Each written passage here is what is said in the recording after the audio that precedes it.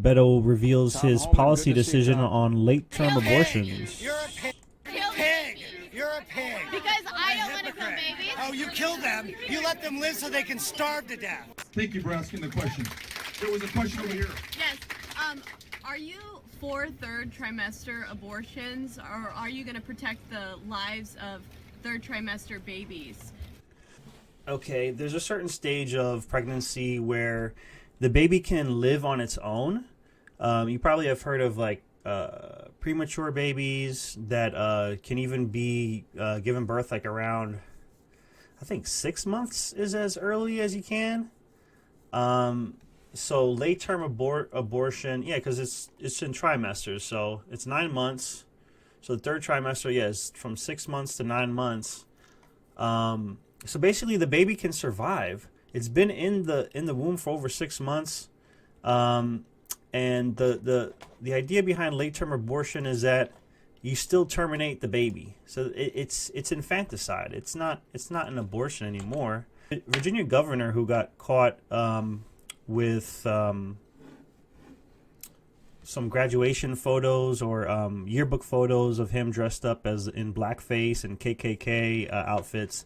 There's this famous clip of him talking about late-term abortion and defending it. Here's what Virginia's governor did say. The infant would be delivered. The infant would be kept comfortable. The infant would be resuscitated if that's what the mother and the family desired. And then a discussion would ensue between the physicians and the mothers. Now, Senator Sass. So again, the baby would be delivered, kept comfortable, and then they make a decision whether to kill the baby or not. Governor Northam's comments. I'm sorry, I just don't know what he said yesterday. Here's what Virginia's governor did say. The infant would be delivered. The infant would be kept comfortable.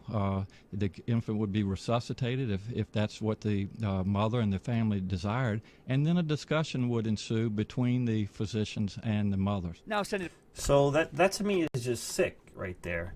And then you've got these deals at Planned Parenthood and other organizations that do abortions, I guess.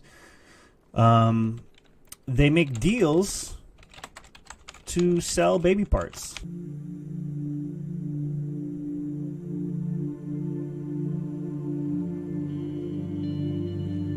So you can see these full videos easily on YouTube. It's not a matter of how I feel about it coming out in text, but I got to worry about my staff and people's feelings about it coming out looking like a baby. Is there any standard procedure for verifying signs of life? Well, the thing is, that doesn't go in a chart. I mean, the key is you need to pay attention to who's in the room, right? Good evening, everyone. My name is Deborah Nucatola. I'm the Senior Director of Medical Services for Planned Parenthood Federation of America. A lot of people want exact parts these days because they're looking for specific nodes, AV nodes, SA. I was like, wow, I didn't even know. Good for them.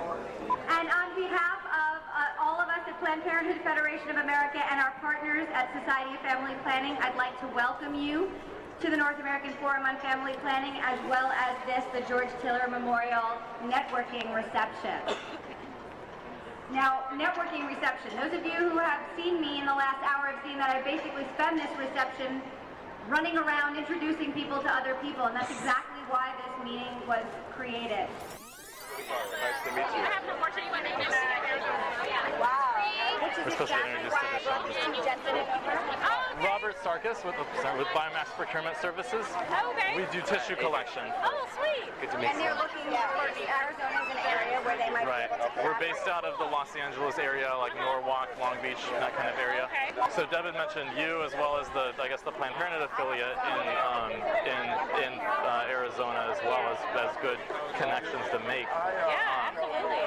Are you? It's been on my mind because I used to work at Planned Parenthood Los Angeles, and we used to have Novogenics, I think, is the one that comes in, to do it there. Yeah. So you have experience with providing material for these purposes. Yeah. Due to some things going on at Planned Parenthood, I get a lot of referrals from Planned Parenthood. So I used to be medical director at Planned Parenthood Arizona. That's how I ended up in Arizona.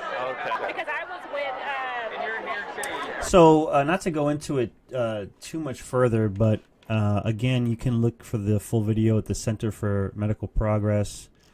Oh, I should stop there. I believe this was part of Project Veritas, and they go undercover and posing as fetal tissue procurement organizations, and they got these people on tape, admitting that, when you have an abortion, the fetal tissue, the aborted baby parts, is used for research and other things. This is the video that everybody should see. This is showing a second trimester abortion, and the baby looks like the fetus looks like a baby at this point as well.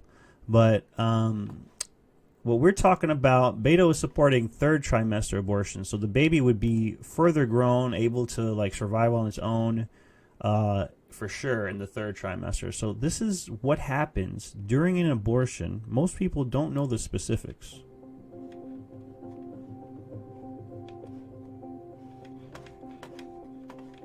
My name is Dr. Anthony Levatino. I'm a practicing obstetrician gynecologist, and I've performed over 1,200 abortions. Today I'm going to describe a second trimester surgical abortion called dilatation and evacuation, or D&E. A D&E is performed between 13 and 24 weeks of pregnancy.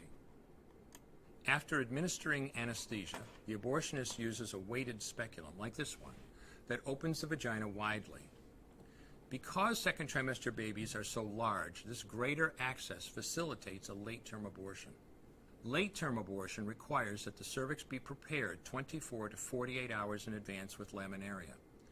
Laminaria is a type of sterilized seaweed that absorbs water over 8 to 12 hours and swells to several times its original diameter.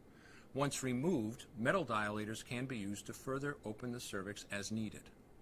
Once the cervix has been stretched open, the suction tube is placed inside. A baby at 20 weeks gestation is as big as the length of my hand, from head to rump, not counting the legs. The suction machine is turned on, and pale yellow amniotic fluid surrounding the baby is suctioned out through the catheters. With babies this big, they don't fit through catheters this size. The baby's bones and skull are too strong to be torn apart by suction alone. This is a Sofer clamp. A Sofer clamp is made of stainless steel. It's about 13 inches long.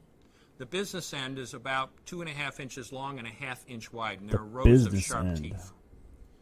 This is a grasping instrument. When it gets a hold of something, it does not let go. The abortionist uses this clamp to grasp an arm or leg. Once he has a firm grip, the abortionist pulls hard in order to tear the limb from the baby's body. One by one, the rest of the limbs are removed, along with the intestines, the spine, and the heart and lungs. Usually the most difficult part of the procedure is extracting the baby's head, which is about the size of a large plum at 20 weeks. The head is grasped and crushed. The abortionist knows he has crushed the skull when a white substance comes out of the cervix. This was the baby's brains. The abortionist then removes skull pieces. He removes the placenta and any leftover parts of the baby with a curette, scraping the lining of the uterus for any remaining tissue.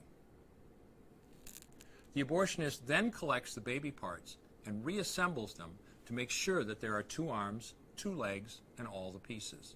Once all the parts have been accounted for, the abortion is complete. For the woman, this procedure carries a significant risk of major complications, including perforation or laceration of the uterus or cervix, with possible damage to the bowel, bladder, and other maternal organs. Infection and hemorrhage can also occur, which can even lead to death.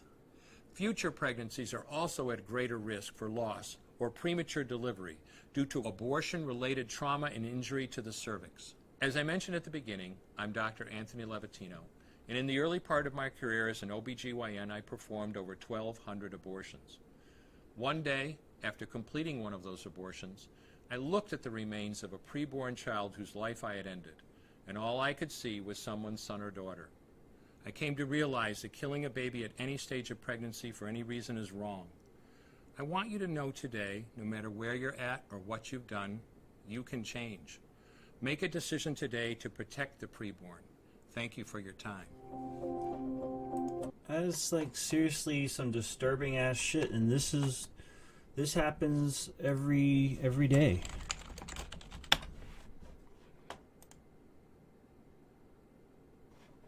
In just today in the United States, 1,230 babies so far have been mutilated inside of the womb, chopped the hell up like a Mortal Kombat fatality.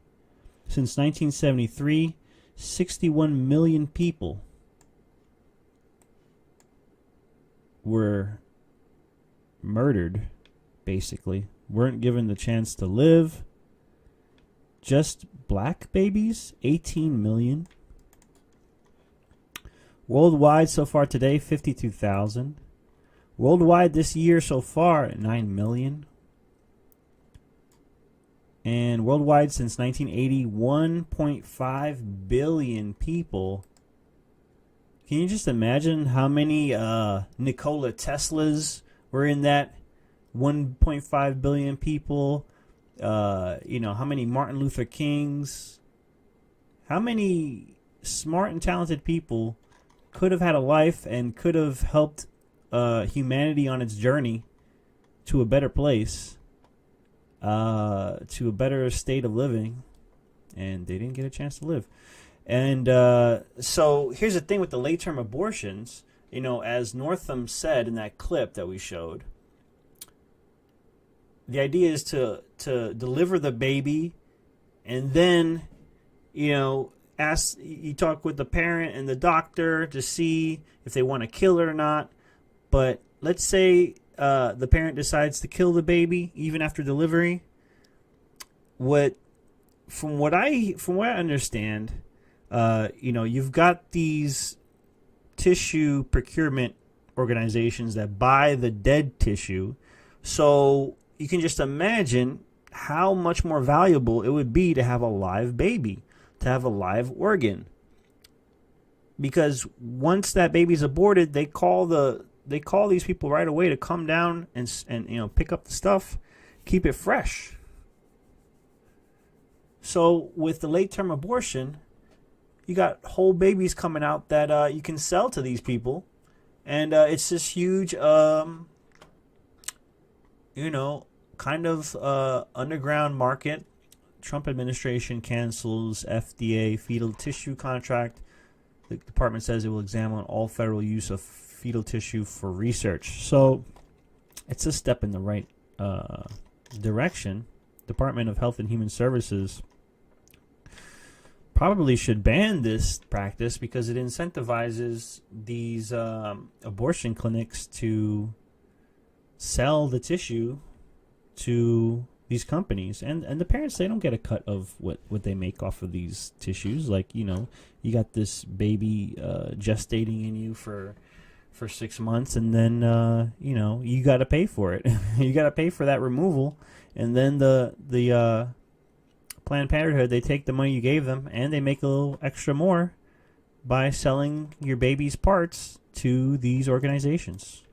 And this guy Beto just completely dodged that question about late-term abortions and conflated it to just abortion in general. We're asking the question. There was a question over here. Yes.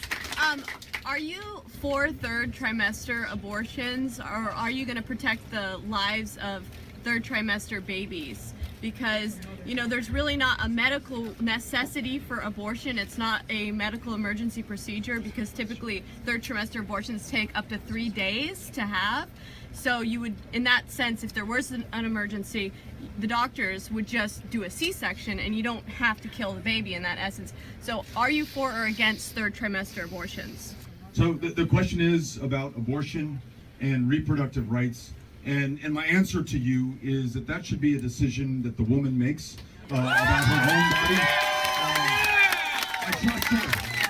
So that's my answer.